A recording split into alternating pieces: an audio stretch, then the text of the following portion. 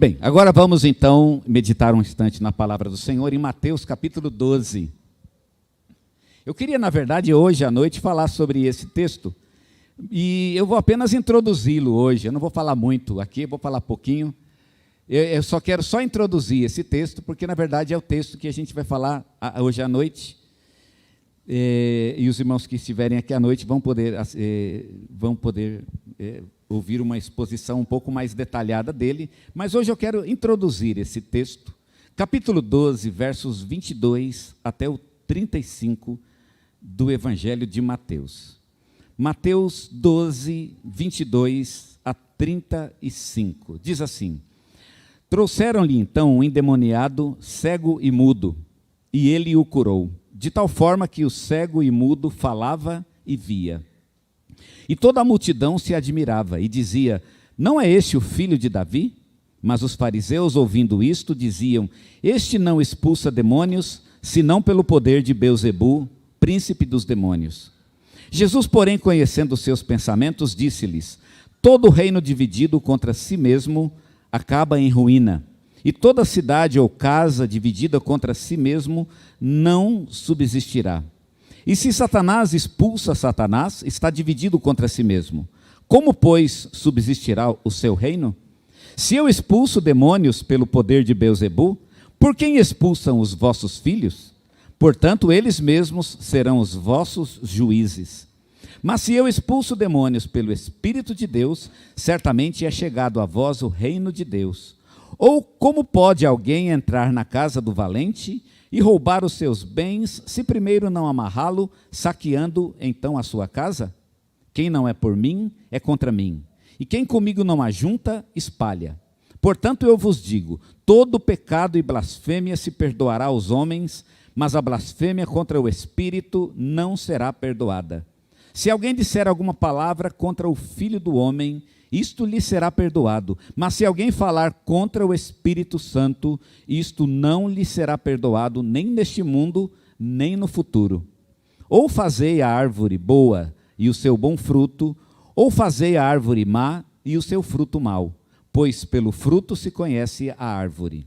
Raça de víboras, como podeis vós dizer coisas boas sendo maus? Pois o que há em abundância no coração, é disso que fala a boca. O homem bom tira coisas boas do seu bom tesouro, e o homem mau, do mau tesouro, tira coisas más. Mas eu vos digo que de toda palavra frívola que os homens proferirem, hão de dar conta no dia do juízo, pois pelas suas obras serás justificado, e pelas tuas palavras serás condenado. Amém? Lemos aqui até o 37, que deu uma unidade para o nosso texto. Vamos orar? Obrigado, Deus, porque nos permitiu estar contigo e na tua presença até este momento. E pedimos-te que agora também, ó Pai, quando tua palavra é falada, explicada, que o nosso coração esteja muito aberto. É necessário que façamos isso, e nós o fazemos com prazer e alegria, porque amamos o Senhor, queremos o Senhor, e estamos cheios de boa vontade em tudo que diz respeito ao Senhor.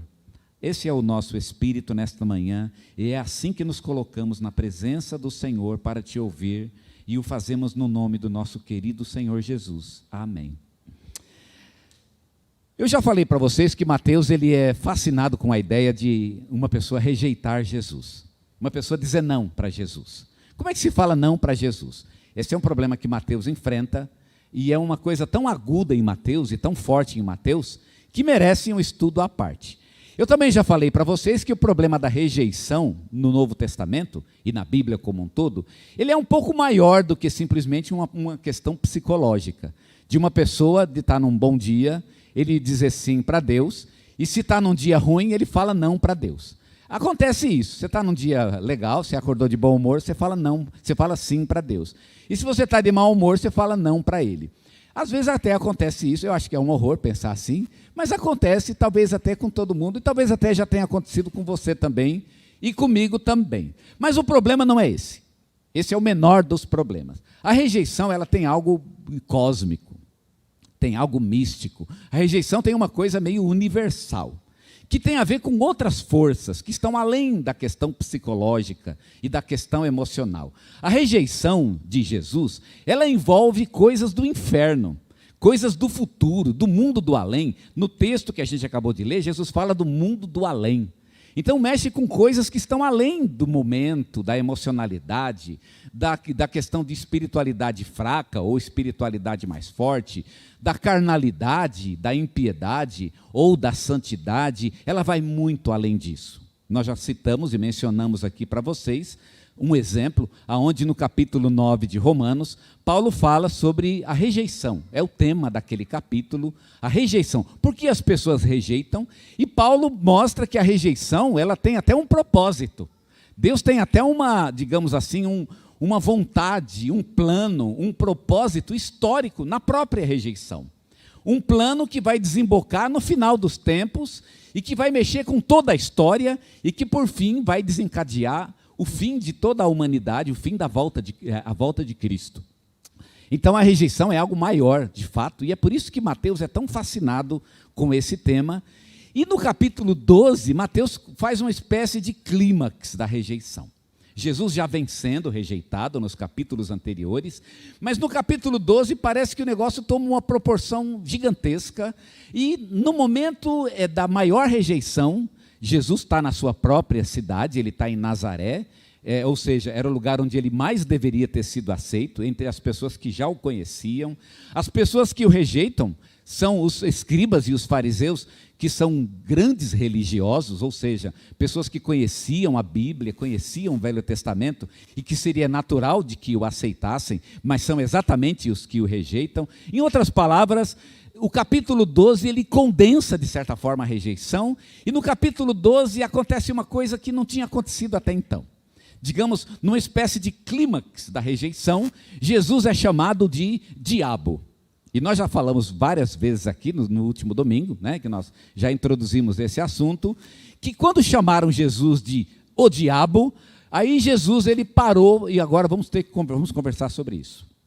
Até então, Jesus ainda não tinha dado uma resposta à altura da sua rejeição. Ele está suportando a rejeição, ele está aguentando a rejeição, ele está ainda, né?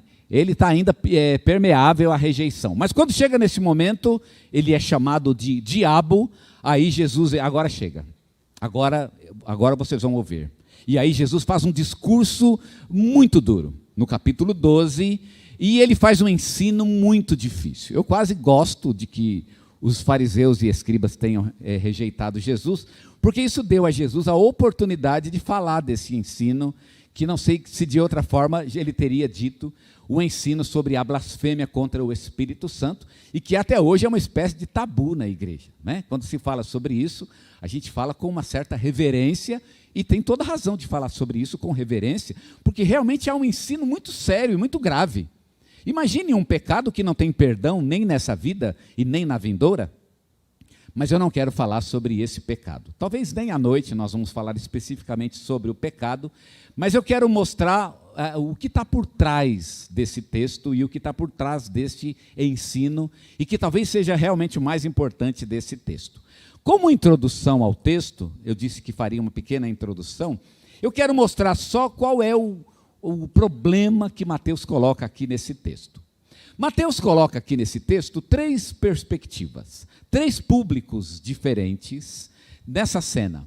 É uma cena onde Jesus expulsa um demônio, ele chega na sua cidade, em Nazaré, e tem um demônio que é surdo e é mudo. E ele cura então esse demônio, esse rapaz, e o rapaz começa a falar. E aí quando o rapaz começa a falar, então a multidão fica maravilhada e começa a louvar a Deus. E aí os fariseus, quando veem que o rapaz falou, porque o demônio tinha sido expulso, eles falam que Jesus tinha expulsado aquele demônio em nome do príncipe dos demônios. Eu acho um mau gosto teológico extraordinário dizer que alguém expulsa o diabo em nome do diabo, né? Eu nunca imaginei que alguém pudesse, eu não digo fazer isso, mas propor que isso seja possível. Eu que não sou nenhum teólogo e não sou lá uma inteligência incrível, eu jamais diria que uma pessoa expulsa demônios em nome do demônio, né? Em nome do diabo, seja expulso. Não me parece que isso faça muito sentido. E os teólogos do tempo de Jesus disseram isso.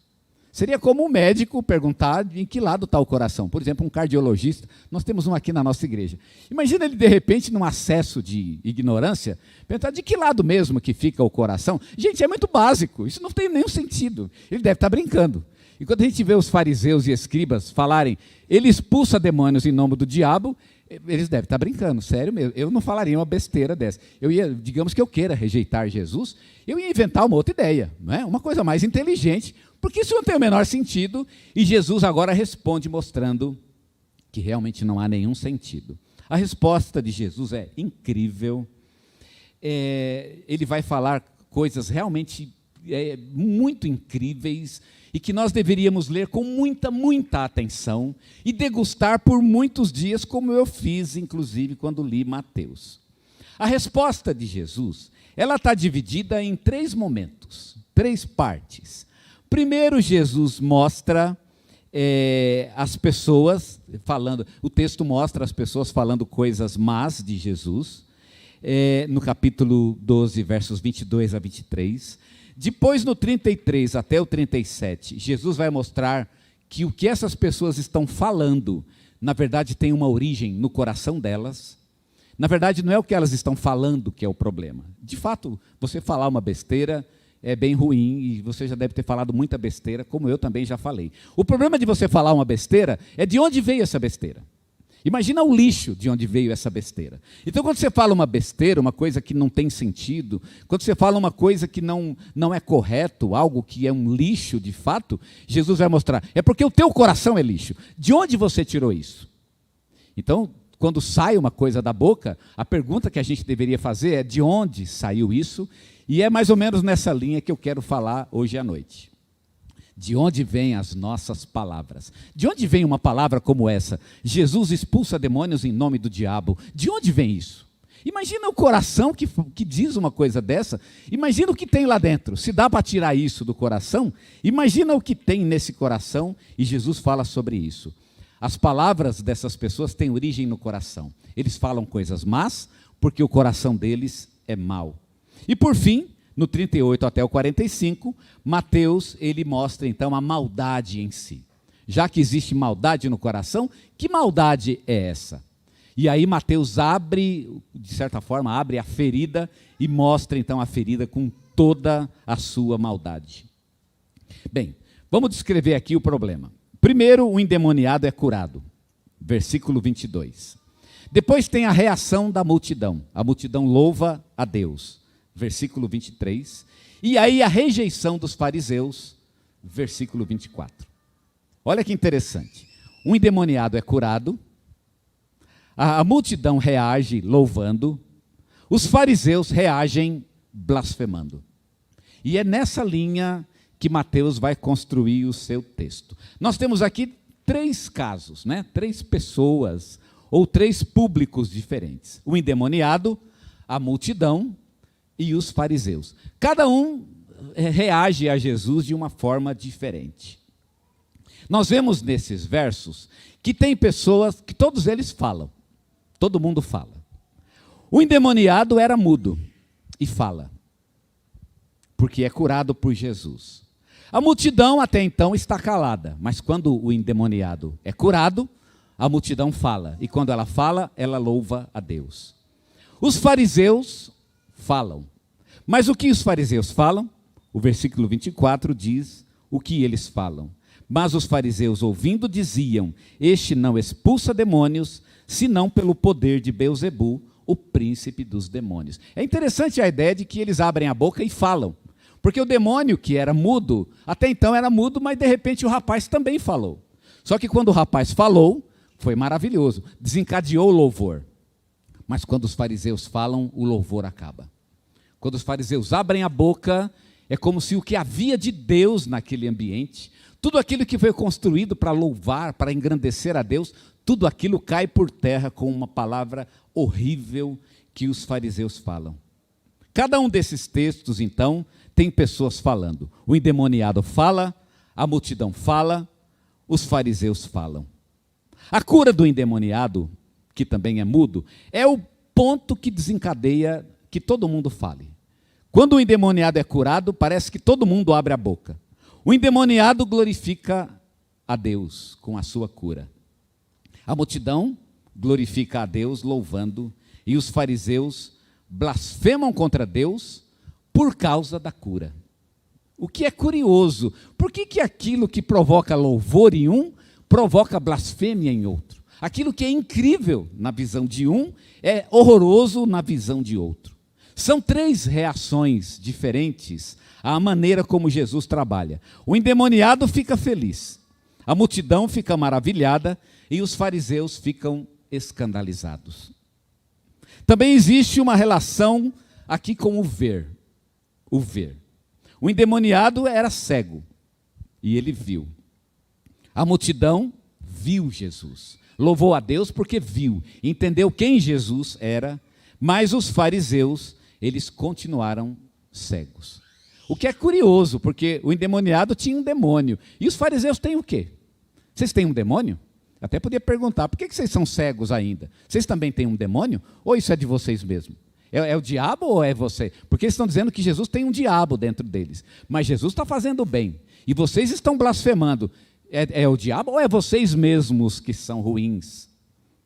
O endemoniado viu Jesus.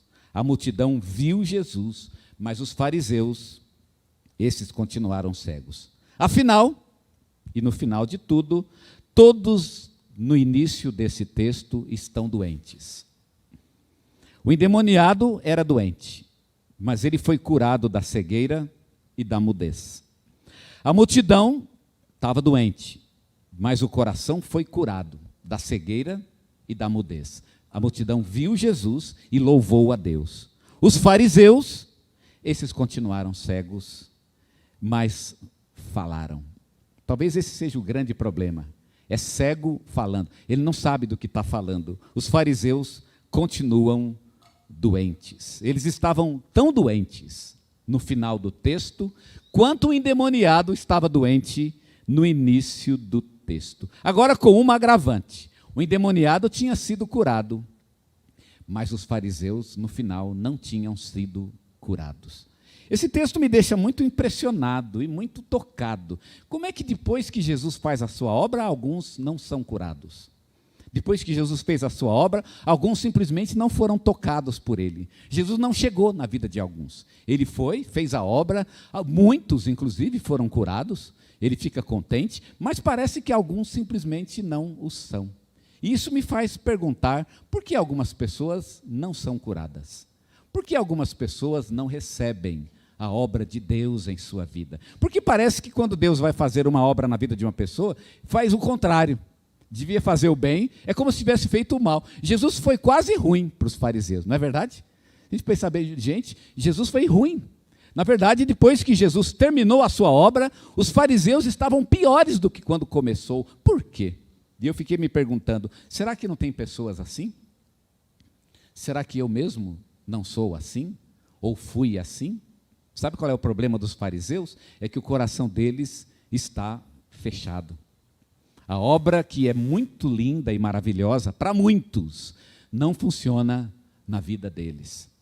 Uma vez eu estava assistindo uma palestra de um pastor que nos falou a respeito de seu próprio avivamento pessoal e da maneira como ele buscou o Senhor e encontrou cura para a sua vida. Ele disse que estava num congresso no Rio de Janeiro e eles subiram no bondinho do Pão de Açúcar. Era um momento do congresso em que as pessoas saíram para dar um passeio e foram até o Pão de Açúcar e ele subiu no bonde e eles estavam dentro do bondinho, quase todos eram os congressistas e ele junto com eles. Mas ele estava com o coração fechado, não ouvia, ele não tinha dentro de si a voz de Deus e ele continuava fechado. E quando ele estava naquele bondinho e tinha tido já uma programação naquela manhã, eles estavam louvando a Deus e todos estavam felizes e falando a respeito da bênção que estava sendo aquele congresso e ele com o coração fechado. E ele vendo aquelas pessoas e ele se perguntando, meu Deus, o que eles estão falando? O que está acontecendo que eu não estou vendo? E aí então ele disse que em certo momento ele começou a chorar. E as pessoas estavam felizes e conversando, viram que um de seus colegas estava chorando, aproximaram-se dele e lhe perguntaram: o que está acontecendo? E ele disse: eu não consigo ver o que vocês estão vendo. E as pessoas então naquele bondinho se juntaram em torno dele e colocaram a mão sobre ele e oraram. E naquele momento ele disse: as lágrimas vieram aos meus olhos como se fossem rios. E o meu coração se abriu e foi transformado de uma forma como nunca mais aquilo saiu de mim. Tanto que ele era o palestrista em uma reunião de pastores. Os irmãos podem imaginar o tamanho da transformação que ele viveu naquele dia. Irmãos, por que algumas pessoas parecem que não conseguem, Jesus não chega nesse coração? Por quê? Não é difícil responder por quê. É porque as pessoas não abrem o seu coração. Se você abrir o coração para Jesus, Ele entra no coração e Ele pode fazer a sua obra. Mas você tem que abrir o coração. Quando Jesus começa o seu trabalho, muitos foram curados, muitos louvaram a Deus, mas alguns, sobretudo os fariseus, ainda ficaram piores, na verdade, porque tinham o coração fechado para Jesus. Fecha teu olho, eu quero orar contigo. E quero te perguntar se esse não é o caso. Talvez o coração está fechado e você não vê o que os outros veem, não sente o que eles sentem. Talvez aquela coisa linda que é Deus, que maravilha tantos, que os deixa felizes, aquilo que torna as pessoas realmente servos de Deus, extraordinários, que glorificam a Deus, talvez não aconteça com você. Mas é o teu coração. Jesus fala que se o nosso coração é mau, então todo o resto é mau. Esse coração tem que ser transformado, tem que ser renovado. Esse coração tem que ser mudado para a glória do Senhor. Você tem que deixar Jesus trabalhar. Tem que ser humilde diante de Jesus. Dizer: realmente eu sou cego. O endemoniado, ele não tinha nenhuma honra para defender. Jesus foi, fez o trabalho e ele louvou a Deus. A multidão louvou a Deus, viu Jesus, entendeu Jesus e louvou. Mas os fariseus continuaram cegos. Será que eu continuo cego? Será que Deus está fazendo uma obra ao meu redor e eu não estou vendo? Será que eu continuo insensível à presença de Deus? Eu preciso mudar isso. Isso tem que mudar. Jesus tem que fazer diferença na minha vida. Nós aprendemos na semana passada que quem rejeita Jesus fica pior. A obra de Deus funciona ao contrário. Em vez de tornar a gente melhor, torna a gente pior. Quem diz não para Deus vai sair pior, vai ficar pior. Hoje é o dia de abrir o coração e dizer: Jesus, eu estou aqui. Eu também estou mudo, como aquele endemoniado, mas abre a minha boca para falar.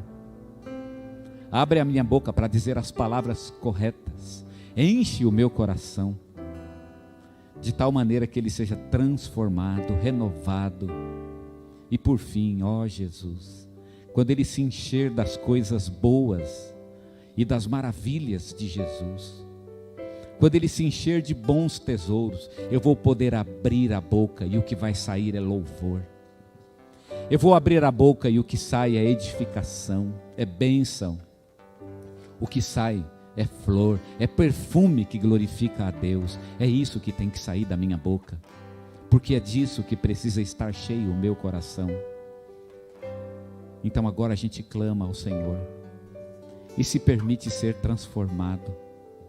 A gente é humilde para abrir o olho e dizer: Senhor, eu também preciso. Eu sou carente. Aqui estou eu. Transforma-me, renova-me. E o Senhor pode fazer essa obra em nossos corações. Ó Deus, opera, Senhor, opera em nossas vidas. Eu não quero estar entre aqueles que não podem ser curados.